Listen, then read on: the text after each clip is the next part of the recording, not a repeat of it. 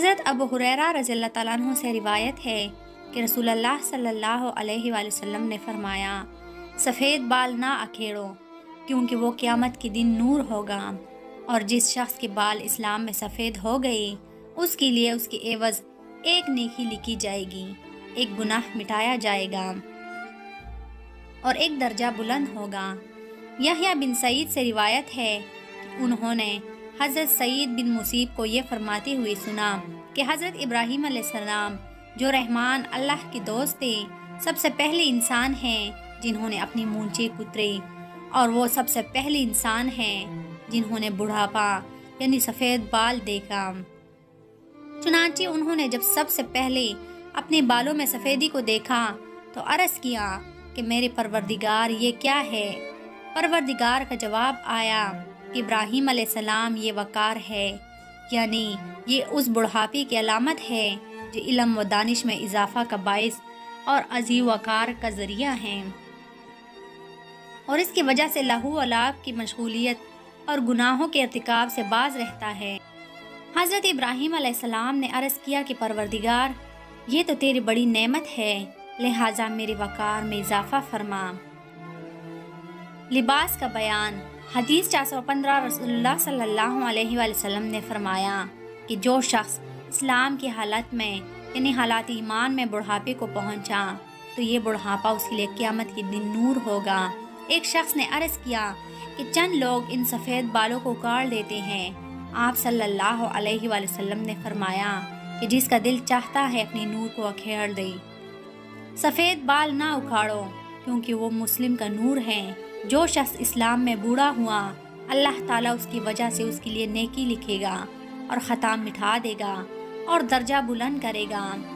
حضرت ابی بکرہ رضی اللہ تعالیٰ عنہ سے روایت ہے کہ ایک آدمی نے پوچھا، اے اللہ کے رسول، کون آدمی بہتر ہے؟ آپ صلی اللہ علیہ وآلہ وسلم نے فرمایا، وہ آدمی جس کی عمر طویل ہے اور اس کے اعمال اچھے ہیں۔ اس نے پوچھا، کون آدمی بدتر ہے؟ آپ صلی اللہ علیہ وآلہ وسلم نے فرمایا، جس کی عمر طویل ہے لیکن اس کے اعمال برے ہیں۔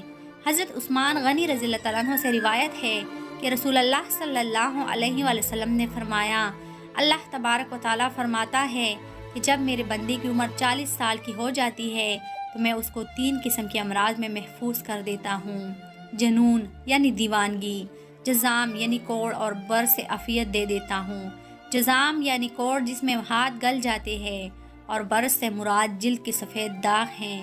مطلب یہ ہے کہ 40 سال کے بعد ان امراض کا وقوع بہت کم ہوتا ہے، اور جب میرے بندے کی عمر 50 برس کی ہو جاتی ہے تو اسے حساب یسر یعنی آسان حساب کروں گا۔ مطلب یہ ہے کہ 50 سال والے سے قیامت میں آسان اور سہل حساب ہوگا۔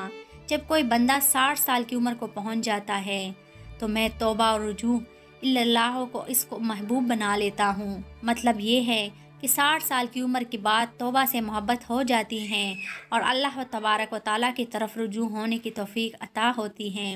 جب کسی کی عمر 70 سال کی ہو جاتی ہے تو فرشتے اس سے محبت کرتے ہیں، اور جب کوئی 80 برس کا ہو جاتا ہے تو اس کی نیکیاں لکھی جاتی ہیں اور گناہ نظر انداز کیے جاتے ہیں، اور جب کوئی 90 سال کا ہو جاتا ہے تو فرشتے کہتے ہیں اللہ تعالیٰ کا قیدی ہے، اللہ تعالیٰ کی زمین میں اس کے پہلے اور پچھلے گناہ بخش دیے جاتے ہیں، کیونکہ مطلب یہ ہے کہ اللہ تبارک و تعالیٰ نے اس کی روح کو جسم کی قید خانے میں قید کر رکھا ہے، مدت پوری ہو چکی ہے، حکم کا انتظار ہے۔ اور جب کوئی بندہ ارذل عمر کو پہنچ جاتا ہے تو اللہ تبارک و تعالیٰ اس کے نامہ اعمال میں اس کی تندرستی اور صحت کی زمانے کی مثل اعمال خیر لکھتا رہتا ہے۔ اگر اس بندے سے کوئی برائی ہو جاتی ہے تو برائی اس کی نامہ اعمال میں نہیں لکھی جاتی۔ ارذل عمر سے مراد وہ عمر ہے جس میں انسان کی ہوش و حواس بجا نہیں رہتے اور بہکے باتیں کرنے لگتا ہے۔ بحوالہ توبہ کا دروازہ کھولا ہے۔ حضرت جابر رضی اللہ تعالیٰ عنہ فرماتے ہیں کہ نبی کریم صلی اللہ علیہ وآلہ وسلم نے ارشاد فرمایا کہ میرے دوست جبرائیل علیہ السلام ابھی میرے پاس سے گئے ہیں۔ وہ کہتے ہیں کہ قسم ہے اس ذات کی جس نے آپ کو حق کے ساتھ بھیجا ہے، اللہ تبارک و تعالیٰ کے بندوں میں سے ایک بندے نے 500 سال تک ایک پہاڑ کی چوٹی پر عبادت کی۔ یہ پہاڑ سمندر کے بیچ میں ہے، یہ پہاڑ 30 مربع میل ہے، اس کے چاروں طرف سینکڑوں میل کا سمندر ہے۔ اللہ تبارک و تعالیٰ نے اس عبادت گزار کے لیے اس پہاڑ میں میٹھے پانی کا چشمہ جاری کر دیا، جس کی دار انگلی کے برابر موٹے ہیں، اور ایک طرف انار کو اس پہاڑ کی جڑوں میں لگا دیا گیا ہے، جس میں ہر روز ایک انار تیار ہوتا ہے۔ وہ اب اس پہاڑ سے اتر کر وضو کرتا ہے اور اس انار کو کھا کر پھر خدا کی عبادت میں مشغول ہو جاتا ہے۔ جب اس عابد کی وفات کا وقت قریب آیا تو اس نے عرض کیا، یا اللہ، میری روح سجدے کی حالات میں قبض ہو اور میرے جسم کو محفوظ رکھا جائے اور مجھے قیامت میں سجدے کی حالات میں اٹھایا جائے۔ سبحان اللہ۔ اللہ تبارک و تعالیٰ نے اس کے ساتھ ایسا ہی کیا، چنانچہ ہم آسمان سے اترتے چڑھتے اس کو اسی حالات میں دیکھتے ہیں۔ قیامت کے دن اللہ تبارک و تعالیٰ کے سامنے یہ بندہ جب حاضر کیا جائے گا تو حق تعالیٰ شان ارشاد فرمائیں گے، میرے بندے میرے رحمت سے جنت میں داخل ہو جائے۔ عرض کرے گا، الہی، میرے عمل کی وجہ سے ہی جنت کیوں نہیں؟ 2 دفعہ ایسا ہی ہوگا۔ اللہ تبارک و تعالیٰ فرمائے گا، میرے رحمت سے جنت میں داخل ہو جا، اور یہ عمل کا نام لے گا۔ اس وقت اللہ تبارک و تعالیٰ فرمائے گا کہ جو نعمتیں میں نے اس کو دی ہیں اور جو عمل اس نے کیا ہے، اس کا حساب ہوگا۔ تو صرف آنکھ کی نعمت ہی کے بدلے میں 500 سال کی عبادت ختم ہو جائے گی، اور باقی جسم اور جو احسانات ہیں وہ فاضل اور زائد ہوں گے۔ ارشاد خداوندی ہوگا کہ میرے اس بندے کو آگ میں داخل کرو، بس وہ دوزخ کی طرف اس کو کھینچا جائے گا۔ یہ کہے گا، اے رب، مجھ کو اپنے رحمت سے جنت میں داخل کر دیجئے۔ ارشاد ہوگا، اس کو لٹا لاؤ، چنانچہ یہ حاضر کیا جائے گا۔ اللہ تبارک و تعالیٰ فرمائے گا، اے میرے بندے، تجھے کس نے پیدا کیا؟ یہ عرض کرے گا، آپ نے پیدا کیا۔ پھر ارشاد ہوگا، 500 سال تک عبادت کرنے کی طاقت کس نے دی؟ یہ کہے گا، یا رب، آپ نے۔